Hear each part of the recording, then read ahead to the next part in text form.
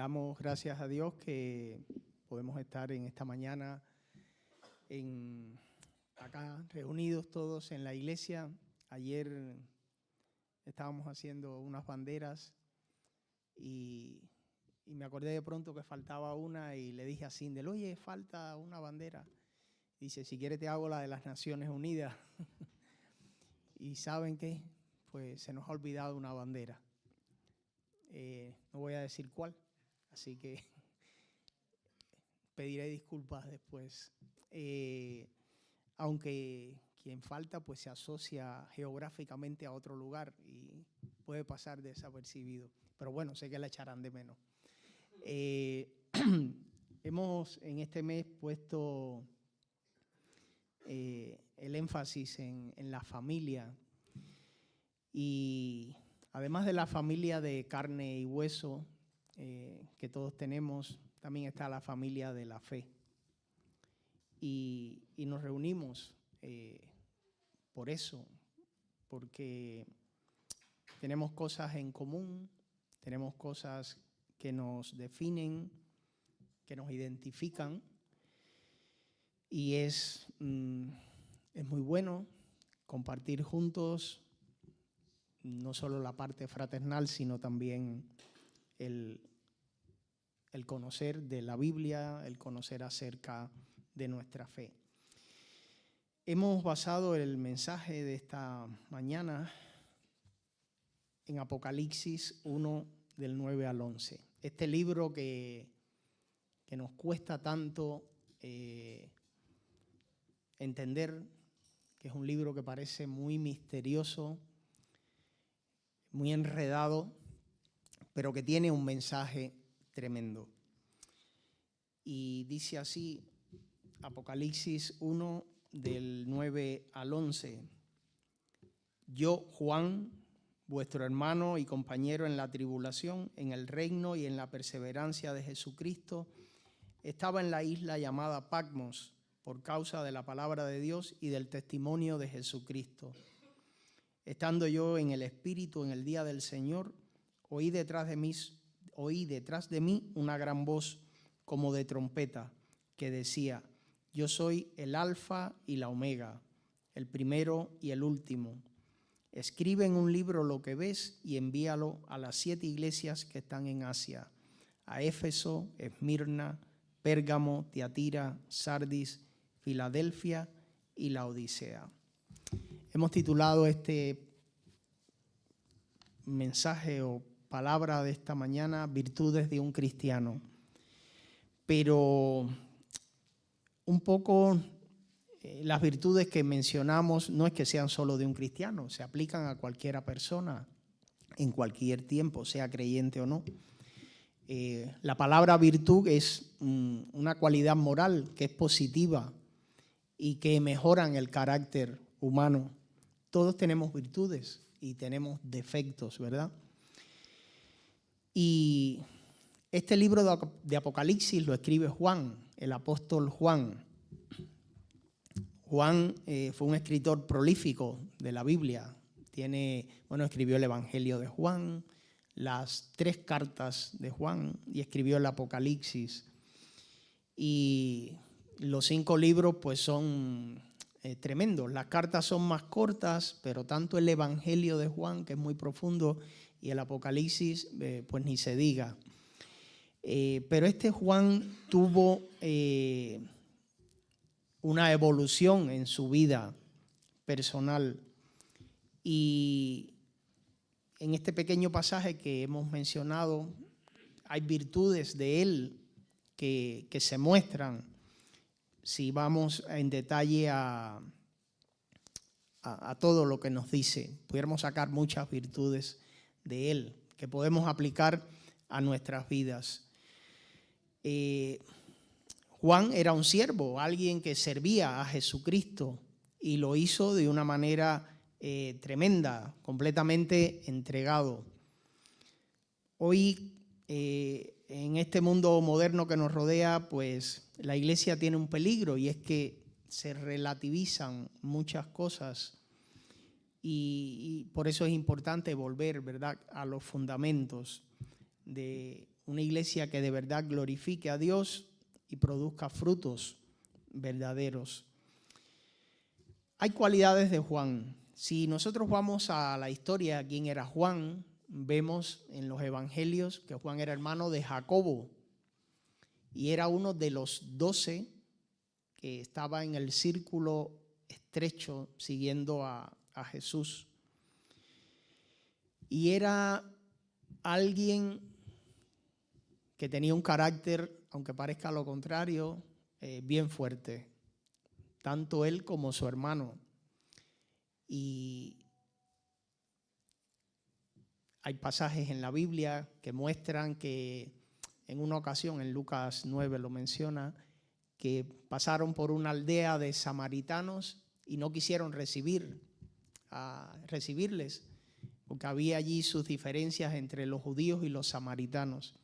Y Juan y Jacobo se acercaron a Jesús y si me dice, pues vamos a mandar que caiga un rayo del cielo y que los pulverice. Si fuera ahora hablando en lenguaje moderno, le enviamos un dron y que les caiga a fuego. O sea, que tenían ellos un carácter y lo hacían supuestamente por una buena razón. Han rechazado a Jesús, ¿cómo es posible? Pues vamos a pulverizarlos. No es en Lucas 9. En Lucas 9 es este otro pasaje que vamos a decir. En un momento alguien iba sanando enfermos y ellos se lo prohibieron. No puedes porque no sigues a Jesús. Y Jesús dijo, no podéis, ¿verdad? Negarle a otro que también, aunque no esté en el círculo íntimo nuestro. Pero la Biblia muestra a medida que va pasando sus libros, que en este hombre pues hubo una transformación y llegó a ser nombrado como el discípulo amado. Y Jesús, estando en la cruz, ¿qué le dijo a Juan? Cuida de mi madre. O sea que este pasaje nos muestra el que vamos a ver hoy y cuando vemos la vida de Juan, que ninguno de nosotros somos perfectos y que Dios, a pesar de todo, puede usar a una persona que realmente cambia su vida por seguir a Jesucristo. En el verso 9, cuando Juan habla e introduce este pasaje, dice, yo Juan, vuestro hermano y compañero en el reino, en la tribulación y en la perseverancia de Jesucristo. O sea, Juan, a pesar de haber estado con los 12, a pesar de haber escrito libros, no se presenta como yo, Juan, el teólogo, el maestro, el apóstol, que lo era, o uno de los 12, sino se presenta como vuestro hermano. O sea, vemos en este hombre la humildad. Hay personas que cuando se presentan, lo primero que dicen es el título que tienen. Siempre recuerdo un profesor que tuve, joven, era una eminencia, y cuando él daba sus conferencias, que ponía el título de la conferencia y debajo ponía su nombre, delante del nombre él ponía especialista de primer y segundo grado.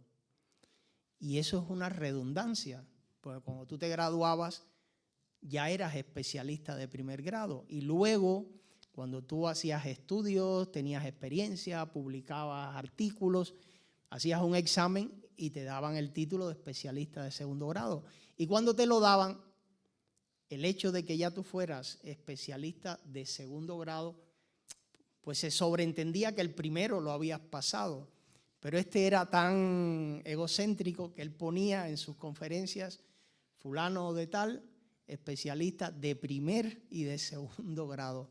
Y todos nos reíamos de él, porque decíamos, tiene la egolatría por las nubes. Sin embargo, había otra profesora muy humilde que cuando ella ponía sus conferencias, ponía el título de la conferencia y debajo ponía su nombre, solo su nombre. Y entonces algunos estudiantes le decíamos, profesora, se le olvidó poner el título en la diapositiva. Y ella decía, no te preocupes, yo soy de Guanabacoa. Los cubanos saben qué cosa es Guanabacoa. Es un barrio de La Habana muy humilde, muy, no sé aquí cómo diríamos, Leganés o Liachi o... Vale. O sea que no se le venía la egolatría encima. Juan no usa ninguno de los títulos que tenía derecho a usar, porque lo era. Y cuando nosotros vemos la historia de él, vemos que Jesús, una de las enseñanzas que dio, ¿verdad?, fue la humildad. Jesús dijo, aprended de mí que soy manso y humilde de corazón. En un tiempo que tuvimos atrás predicando, dijimos que Jesús no escribió ningún libro, que solo la Biblia mencionaba un momento que Jesús escribió algo y fue cuando escribió en tierra, que le trajeron a la mujer adúltera. Pero Jesús no hizo de todo lo que podía ser un hecho de proclamarse superior, sino que él dijo, aprended de mí que soy manso y humilde de corazón. Y Juan es un hombre que, mostrándose como tal, pues muestra la humildad. Solo en la presentación que él hace de este libro, que es tan profundo, con un mensaje tremendo, pero a la vez muy denso. La humildad es una virtud y todos los seres humanos tenemos virtudes. Y es una virtud que es útil para todos, sean o no sean creyentes.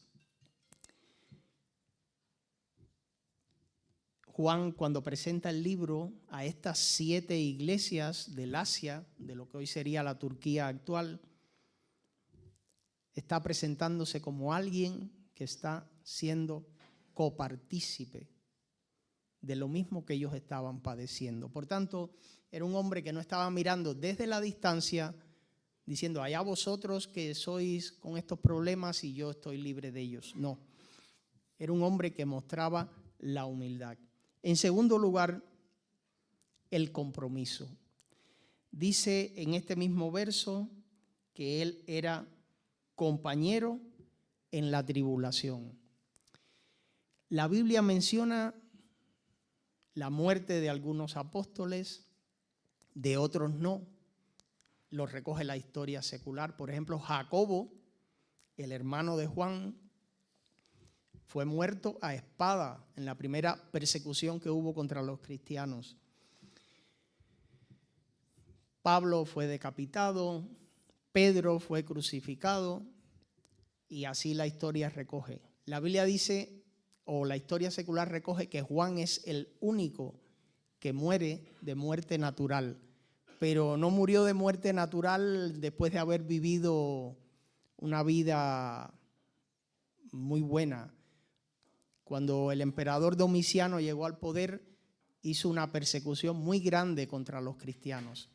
Y es curioso que en el Imperio Romano era un imperio que había libertad de credos, tú podías creer en el Dios que tú quisieras, pero cuando a los romanos se les metió en la cabeza que los emperadores eran dioses, pues vale, tú puedes creer en quien tú quieras, pero también tienes que admitir que este emperador es un dios. Y como los cristianos se negaron, pues a los cristianos les decían ateos. Fíjense qué curioso, hoy usamos el término ateo para alguien que no cree en ningún Dios. Pero con los cristianos lo usaron porque se negaban a adorar al emperador. Y hubo una persecución muy grande y Juan fue víctima de esta persecución. De hecho, se describe que pudo haber sido torturado con aceite hirviendo. Así que no fue nada agradable lo que pasó. Y dice él que estaba en la isla de Patmos, una isla del mar Egeo, o sea, sería una de estas islas hoy de Grecia. Así que no estaba allí en Santorini disfrutando de la playa y viviendo la dulce vida. Estaba desterrado y seguro con trabajo forzado o no la estaba pasando muy bien desde el punto de vista físico y de la vida diaria. De esto podemos deducir algo. Juan, a pesar de todo, estaba comprometido con estos hermanos a los cuales estaba escribiéndole. Y bueno, comprometido con el Señor en primer lugar. Hay un cuento secular muy famoso en una granja que iban a hacer una comida y se anunció que había una comida muy importante y la gallina salió cacareando de que le iban a coger sus huevos. Y el cerdo le dijo, no sé por qué te preocupa tanto. Tú estás involucrada, pero yo estoy comprometido. Esa es la diferencia entre estar involucrado y estar comprometido. El compromiso va más allá. ¿Por qué? Porque al cerdo sí lo iban a matar por la fiesta. Juan muestra el compromiso. Era copartícipe de la tribulación. La palabra tribulación es una palabra que tiene un significado fuerte, porque tiene el sentido de machacar, de triturar, de atormentar. No he visto el proceso de cómo se hace el aceite de oliva, pero se coge la aceituna y se machaca. Y de ahí sale algo, pues, tremendo, que es un tesoro, ¿verdad? El aceite de oliva. Pero a veces la mejor manera que tiene Dios de extraer cosas buenas de uno es con el dolor. Y puede parecernos una paradoja lo que estoy diciendo, pero es así. Y no es que pidamos que Dios mándanos dolor para sacar algo bueno de nosotros, sino que tenemos que tener presente que cuando Juan escribe, él está en una situación similar a los demás creyentes a los cuales escribe y está comprometido. Hoy en día diríamos, hay que mojarse, no podemos quedarnos fuera, debemos hacer esto o decir lo otro y decir lo que queremos decir. El compromiso es una virtud que mostró el apóstol Juan y es una virtud que se espera de nosotros. Dios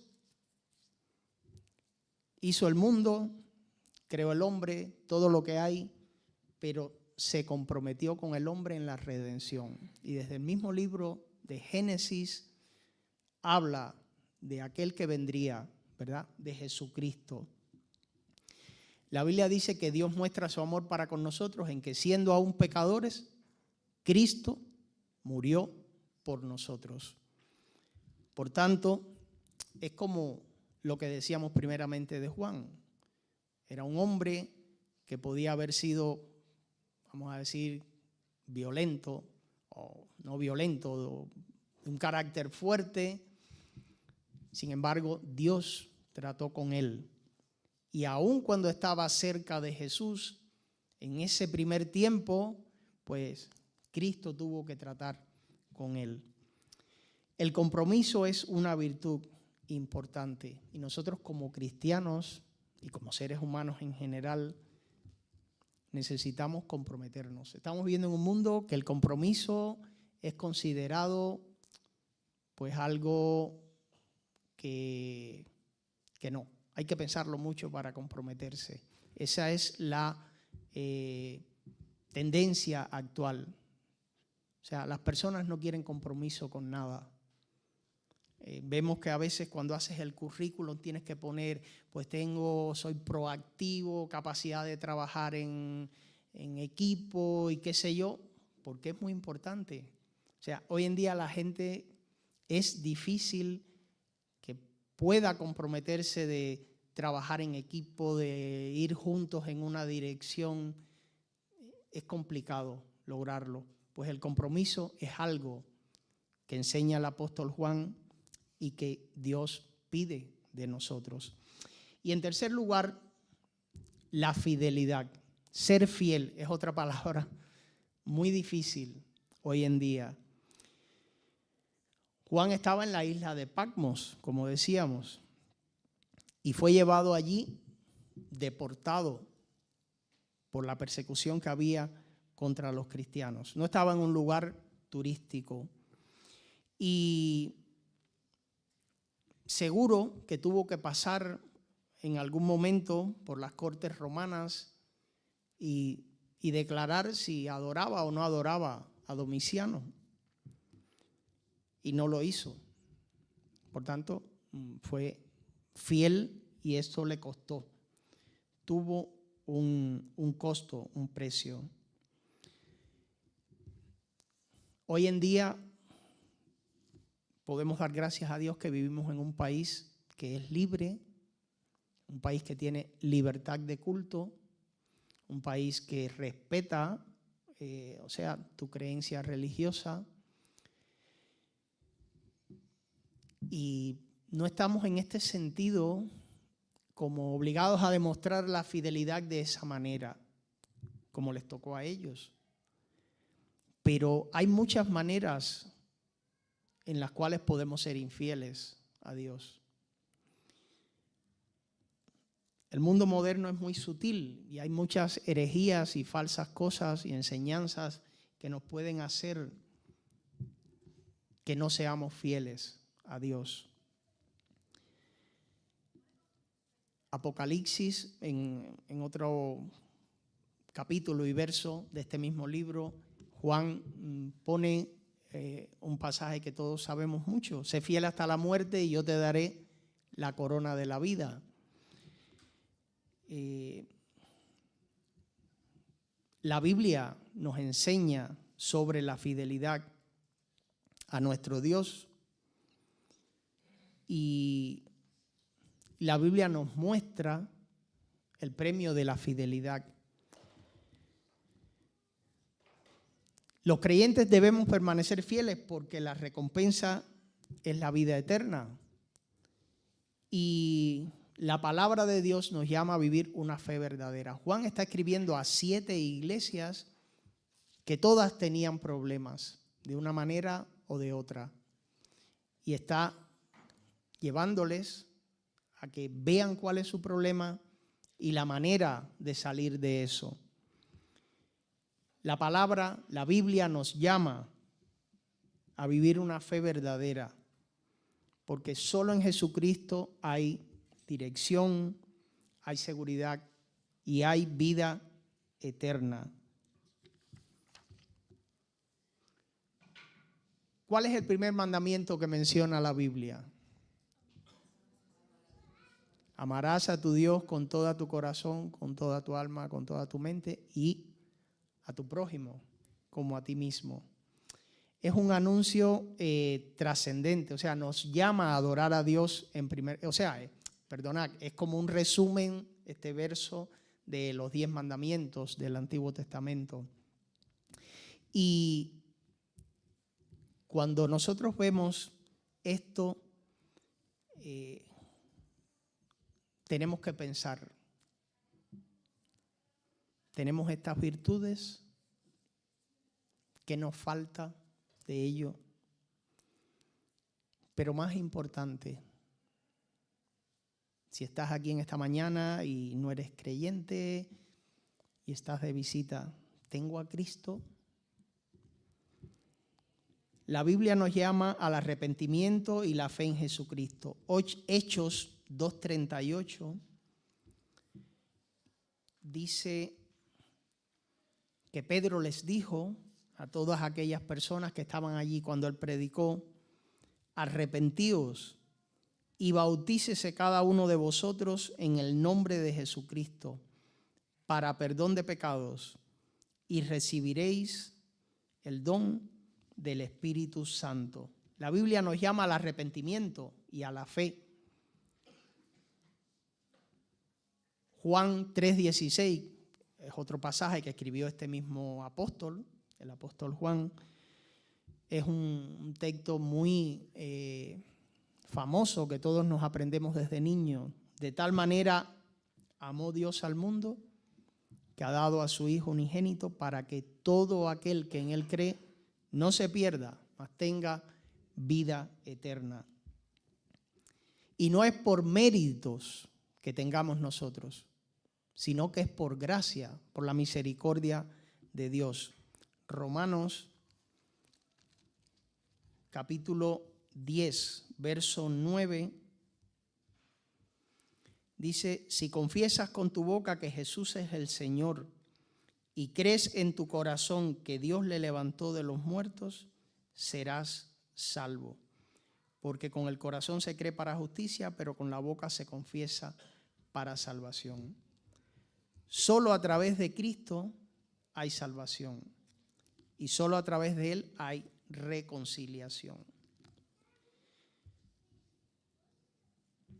Si nosotros empezamos a leer el libro de Apocalipsis, en el primer verso Juan pone la revelación de Jesucristo. Eso es lo que significa la palabra Apocalipsis: revelar, mostrar algo que quizás estaba ahí que no se sabía.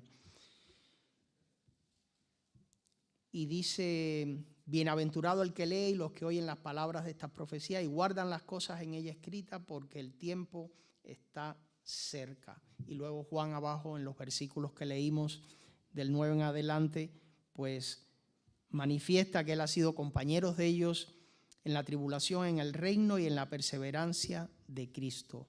Solo en Cristo hay reconciliación con Dios y hay verdadero propósito, y podemos vivir en plenitud de su amor incondicional.